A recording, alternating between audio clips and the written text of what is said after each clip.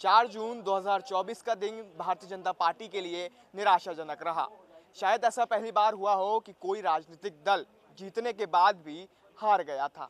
वजह इसकी ये थी कि जो चुनाव के परिणाम आए थे वो भारतीय जनता पार्टी के अपेक्षा अनुसार नहीं थे। इस तारीख के बाद लगातार भारतीय जनता पार्टी के आला कमान से लेकर के प्रदेश स्तर तक, विधानसभा स्तर तक समीक्षाएं की गई। लगातार भारतीय जनता पार्टी के प्रदेश की जो इकाई है उसके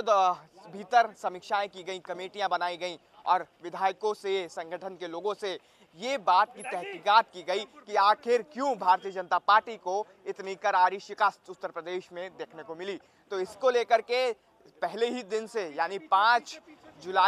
जून से लेकर के लगातार बैठकें चल रही थी, समीक्षाएं चल रही थी और आज 14 जुलाई 2024 यानी 4 जून जिस दिन जो वो तारीख है जब चुनाव के परिणाम घोषित हुए थे, उसके लगभग 1 महीने बाद आज एक प्रदेश भारतीय जनता पार्टी की प्रदेश कार्य समिति की बैठक है उत्तर प्रदेश इकाई की, जिसमें भारतीय जनता पार्टी के राष्ट्रीय अध्यक्ष जेपी नड्डा खुद पहुंचे हैं। और जिस तरह से ये समीक्षाएं की जा रही थी कि आखिर क्यों भारतीय जनता पार्टी को हार का सामना करना पड़ा, खास करके उत्तर प्रदेश में, वो सारी जो समीक्षाएं की गई, सारी जो बैठकें की गई, जो भारतीय जनता पार्टी के प्रदेश स्तर से पूरी बैठकें हुई, मुख्यमंत्री ने मंडलवार सारे विधायकों से बैठक की और ये जाना कि आखिर क्यों भारतीय जनता पार्टी हार गई, उत्तर प्रदेश में कम सीटें क्यों आई और कहाँ पे कमी रह गई। तो जिस तरह से सारी रिपोर्ट्स इकट्ठा हुई, जो कुछ निकल कर सामने आया, आज इस बैठक में जेपी नड्डा के सामने उसको प्रस्तुत किया जाएगा और अगले 48 दिन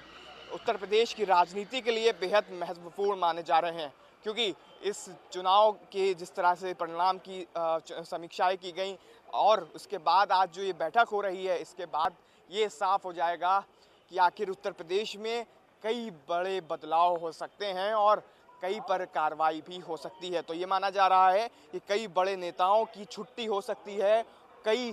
को प्रमोशन मिल सकता है, कई को डिमोशन मिल सकता है और साथ ही साथ इस बैठक में बयानबाजियों पर भी चर्चाएं होंगी। विधायक मोती सिंह का जो बयान आया कि हमारी पार्टी की हालत बहुत ख़राब है, स्थिति ऐसी है कि हम लोग सरकार बनाने की स्थिति में नहीं है, आला कमान को उत्तर प्रदेश में बड़े कार्रवाई, बड़े फेरबदल करने की ज़रूरत है, उस बयान पर भी चर्चा होगी। मंत्री सूर्य प्रताप शाही के बयान पर भी चर्चा होगी, क्योंकि उन्होंने ये कहा था कि 100 रुपये किलो की दाल मिल रही है, जिसको लेकर काफ़ी वो ट्रोल भी हुए थे। तो कहीं ना कहीं ये एक बहुत महत्वपूर्ण बैठक मानी जा रही है। हालांकि अब तक जितनी भी प्रदेश की कार्य समिति की बैठकें होती हैं, उसमें 250, 300 और लगभग 500 लोगों तक ही लोगों को बुलाया जाता है, लेकिन इस बैठक में आज लगभग 3000 लोगों को आमंत्रित किया गया है और सभी अपने राष्ट्रीय अध्यक्ष जेपी नड्डा के सामने होंगे और जिस तरह से भारतीय जनता पार्टी को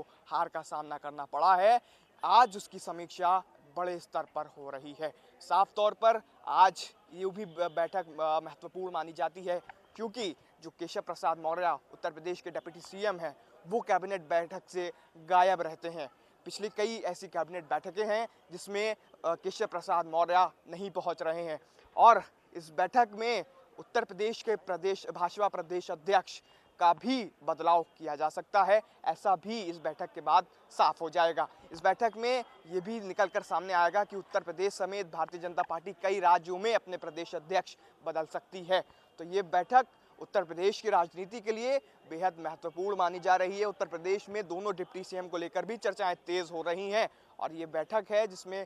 डिप्टी सीएम को लेकर भी मुद्दा उठेगा। अब जिस तरह से बैठक अंदर संचालित है, इसके बाद साफ हो जाएगा कि उत्तर प्रदेश में कितने नेताओं मंत्रियों की छुट्टी होगी तो कितनों का प्रमोशन या डिमोशन होगा। वीडियो जर्नलिस्ट अर्शद के साथ ITV के लिए एहसन रिजवी।